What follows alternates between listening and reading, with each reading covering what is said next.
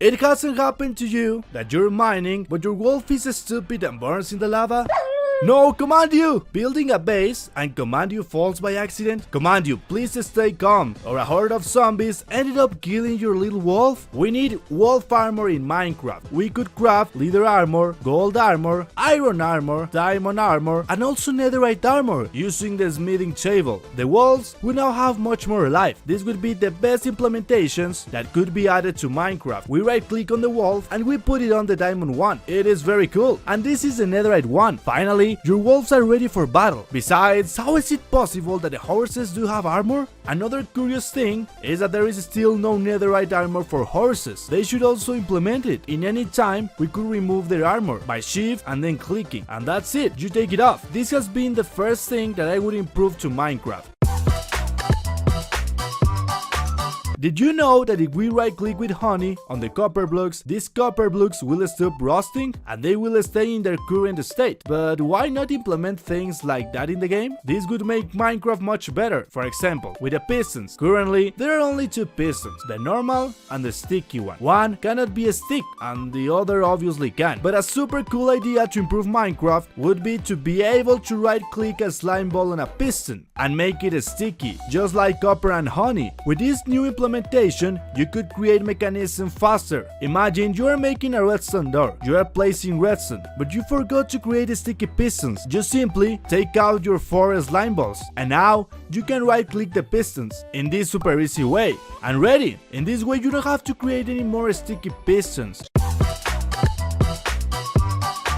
Surely, when you are in the mine, your inventory fills up with a lot of crap.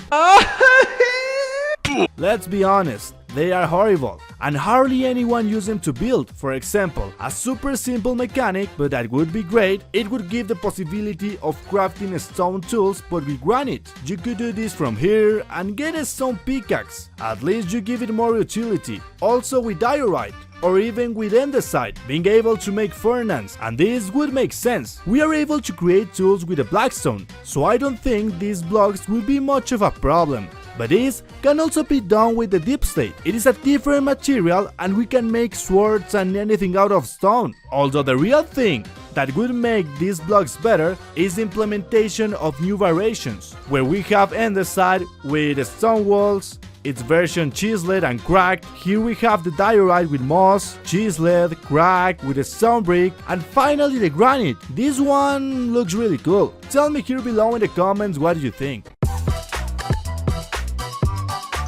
In Minecraft Bedrock, the tridents are quite easy to get, but in Java Edition, this doesn't happen. You have to be very lucky to find a drone with a trident, and also the probability that he will release it to you is very low. And I wonder why we cannot create this item. I understand that it's considered a treasure difficult to achieve, but as I said, once you get a few, you forget about them. So to improve Minecraft and make it even more practical, I suggest the implementation that the trident can be crafted using prismarine, and voila, we would have our trident. And there is also something interesting. With the evident texture of the tridents, we can see its clear relationship with the prismarine. It's like the tridents were made of prismarine. You can see the color and pixels, so similar to the prismarine. According to the Minecraft documentary, the tridents are related to the prismarine. In this way, the Guardian Temple would be much more useful. The Guardians drop these spikes, the prismarine shard, and with the Guardians, we could create trident farms. If you think it is too powerful. Another suggestion is to place 3 diamonds and obtain it. Or you can even use the diamond as sticks. For example, 2 sticks and the prismarine shard, like this. It would be more difficult to get and it would continue be related to prismarine. Hey Commandu, come here Commandu. Very well. In this position, we will talk about a block that can be obtained in the cultivation areas, and this is the composter. The composter helps us to have the farmers who scam you, but we can also put many plants in the composter, such as sapling, leaves, flowers, azalea, pickles, seagrass, lush cave items, vines, and many more blocks, and in this way get free bone meal. But here is a curious fact: the composter can also be filled with the spore blossom. But imagine making an automatic farm using the spore blossom. you can make these rows and then fill it with flowers. What it would do is that the particles from the spore blossom gradually fill the composters. Obviously, it would have to be very slow, but in this way, we could make automatic bone meal farms. And after a long time, the composter will fill up completely. You would only have to walk and right click on it to get the bone meal. If I reach 500 likes, I will make more videos of this type. The most important is that you subscribe. A large percentage of my audience is not subscribing. Surely YouTube recommend this video, so subscribe for more content. If lightning strikes copper blocks, this will be deoxidized. All these rusty blocks are going to turn again in normal copper blocks. This happens by something scientific called electrolysis. By electrical discharges, we deoxidize any metallic object. But there is another property of electricity. In this article says, the natural glass produced by lightning. This happens when lightning strikes the earth and generates a kind of natural glass, like this over here. So imagine that if lightning strikes the sand, this can turn into glass. It's super brutal. This piece of sand has just turned into small glasses. The center is a little redder due to temperature, and the rest is well normal glass. It would be a pretty cool detail.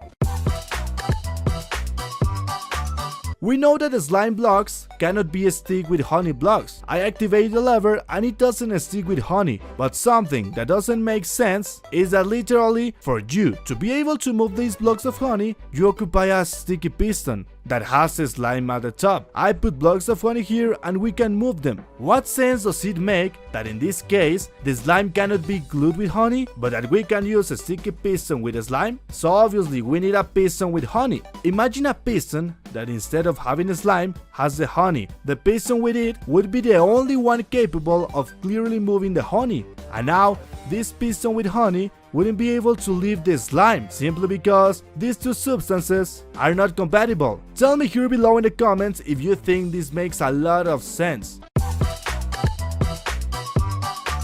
We have another idea with honey. Honey is incredibly sticky and delicious. Pay attention, because surely this will help you. You're going to love it. We already saw we can place honey in copper blocks, but why not put honey in other blocks? For example, we know that sand has gravity and cannot keep floating, and here honey comes in. We can right click on any block, and in this way I put honey on the wood. Now, when I start the lever, this sand will be able to float because it's glued with the honey. Wouldn't it be super cool to even put this on sugar cane? And in this way, the cane doesn't be able to grow anymore, and we can decorate with a sugar cane that cannot grow. It would also work on a cactus by clicking with honey. The cactus will no longer be able to grow from there, and we can decorate it. There are also times when it's better for decoration a tiny cactus, and we could have different sizes of cactus. I like to decorate with vines, so we could place the honey and so this vine can no longer grow. Sometimes the vines get out of control and they start to grow too much. The saplings can be nice bushes, but they grow later. By right clicking now, this is not going to grow anymore, and it is going to stay still there. Tell me below in the comments what other ideas you have with honey.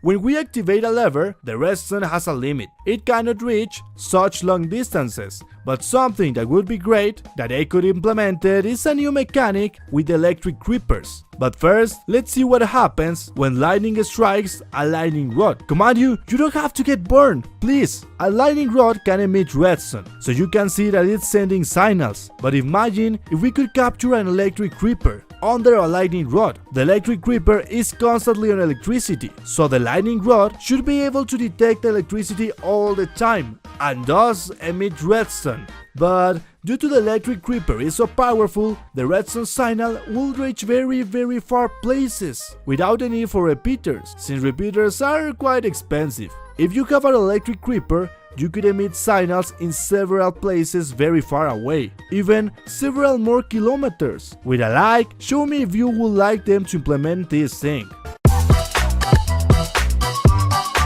And the latest idea is that at the moment of killing a creeper, it could drop TNT. And you will say, how the hell would a creeper drop TNT? Surely you think that this doesn't make sense, but it really does. According to the official book of mob history, it shows us that the creepers are made of TNT, and inside there is a TNT. So creepers should drop TNT, or at least have a small chance of drop it. Somehow, we could create TNT farms with creepers spawning. Thanks to this get free TNT mechanic, the tech players will no longer have to duplicate TNT with TNT mechanics. The creepers would be given free TNT, and tech players would be using TNT for more farms, and the duplication will end. This would undoubtedly be brutal. I hope you like this video a lot. Subscribe for more content. Give me your generous like. If you activate the bell, you can arrive early to the video premieres.